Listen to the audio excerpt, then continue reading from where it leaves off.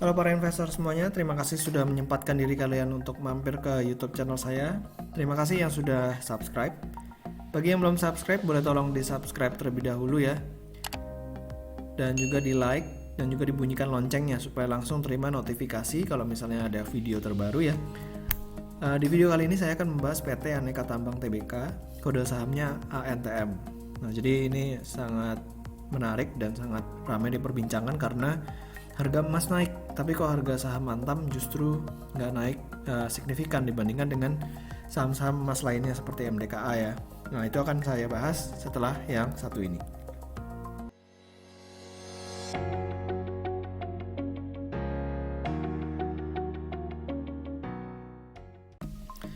Oke, jadi kalau misalnya kita lihat ini logonya Antam ya, sangat menarik. Nanti ada pembahasannya sedikit. Antam ini dimiliki oleh pemerintah Indonesia. Ya, walaupun sudah dialihkan ke PT Inalum, Indonesia Asahan Aluminium, itu Inalum itu juga punyanya pemerintah. Jadi sebenarnya Antam ini masih BUMN ya, Badan Usaha Milik Negara. Nah, kalau misalnya kita 35% dipegang oleh masyarakat, tapi sekitar 23-24% itu dipegang sama institusi. 17,75% dipegang sama institusi domestik, 6,55% dipegang sama foreign institution ya, badan usaha asing. Jadi memang banyak yang dipegang sama institusi. Sementara untuk perorangan domestik sekitar 10,6%. Jadi memang Antam ini masih dipegang sama banyak institusi.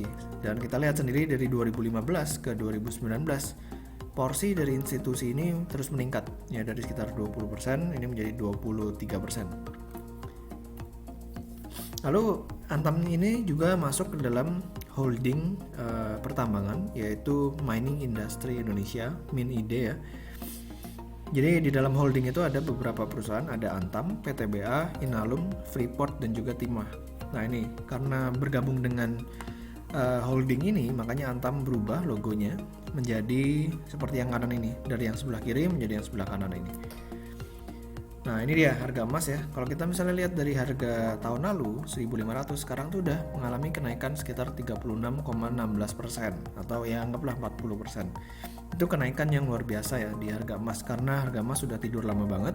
Tapi di tahun 2020 terjadi yang namanya resesi, dan kalau resesi itu memang biasa harga emas itu mengalami kenaikan. Dan ya udah, harga emas udah naik 40%. Dan orang-orang yang khawatir itu ya memindahkan uangnya dari misalnya dari dolar atau dari rupiah, mereka berburu membeli emas sehingga harga emas mengalami kenaikan. Nah ini dia ya, kalau misalnya kita lihat harga saham MDKA yang harga yang warna biru ini dari awal tahun mengalami kenaikan ya, mengalami kenaikan sekitar 88,78%. Padahal kita tahu sendiri IHSG aja dari 6.299 dia belum balik, sekarang masih di sekitar 5.100 5.200 ya. Tapi saham MDKA ini naik 90%, bayangin, luar biasa banget ya saham ini karena harga emas mengalami kenaikan. Sementara harga Antam kalau misalnya kita lihat dari awal tahun itu malah belum bergerak kemana-mana ya, 0% ya returnnya.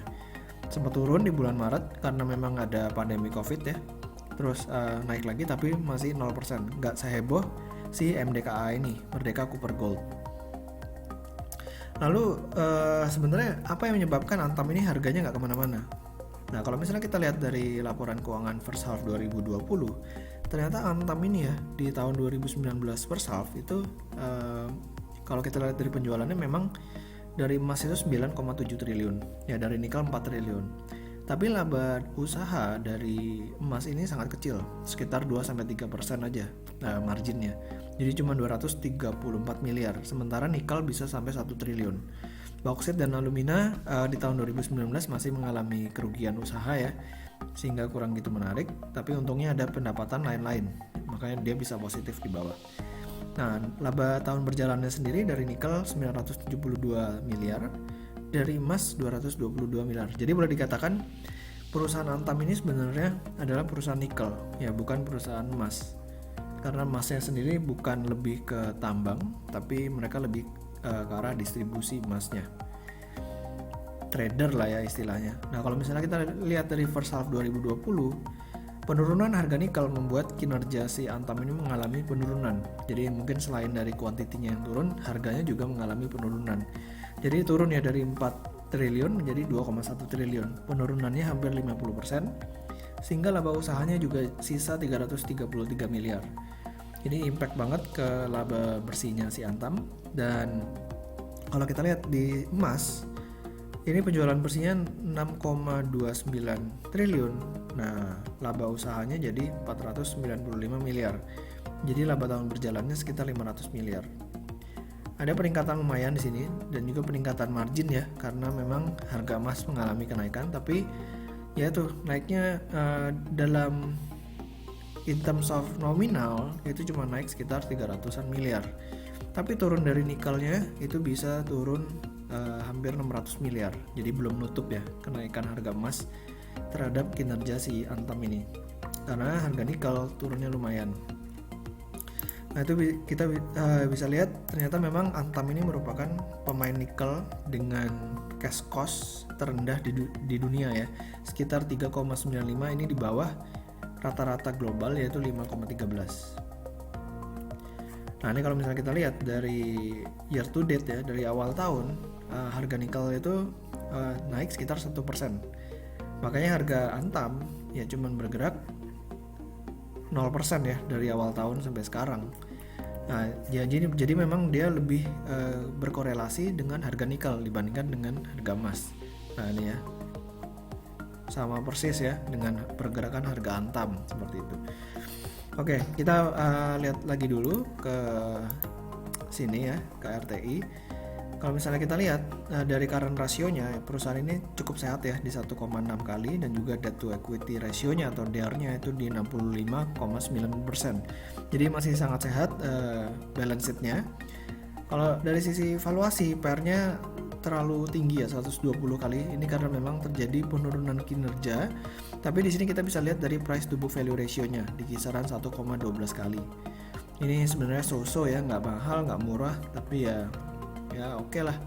Dan perseroan ini juga lumayan rajin bagi dividen. Pokoknya kalau profit dia langsung bagi dividen. 2015 dia rugi, makanya 2016 dia nggak bagi dividen ya. Tapi setiap ada profit langsung bagi dividen. Dan dividen payout ratio-nya di kisaran 33-35%.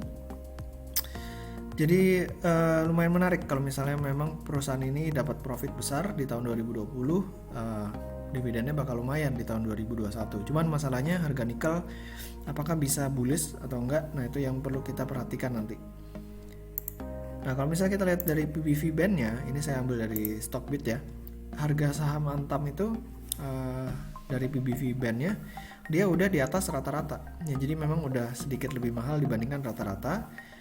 Sehingga upside potensialnya udah agak terbatas ya, paling di kisaran 1.15, 1.2 atau 1.3. Sementara penurunannya masih lumayan di bawah sini, dan kita mesti notice ya, harga nikel udah balik lagi ke harga awal tahun ini. Oke, demikian dari saya ya, sedikit analisa tentang Antam dari sisi fundamentalnya. Jadi kalau misalnya bisa disimpulkan, saham Antam ini merupakan perusahaan nikel sebenarnya, bukan lebih ke perusahaan emas. Jadi penurunan harga nikel itu sangat berpengaruh pada kinerja Antam, sehingga harga saham Antam juga ya udah mengikuti pergerakan harga nikel. Nah harga nikel sendiri sekarang sudah sama dengan year to date-nya, jadi harga Antam juga ikutan sama dengan harga di awal tahun 2020 ini. Nah sekarang harga Antam juga udah di atas rata-rata price to book value ratio-nya. Jadi rewardnya udah mulai lebih kecil ya dibandingkan dengan resikonya. Dan kalau dilihat dari PBV-nya 1,12 kali, yaitu sebenarnya harganya udah so-so, nggak mahal, nggak murah. Oke, semoga video kali ini bermanfaat ya. Jangan lupa untuk di-subscribe buat yang belum subscribe, dan juga di-like, bunyikan juga loncengnya ya, supaya langsung dapat notifikasi. Sampai ketemu di video berikutnya. Terima kasih. Selamat berinvestasi.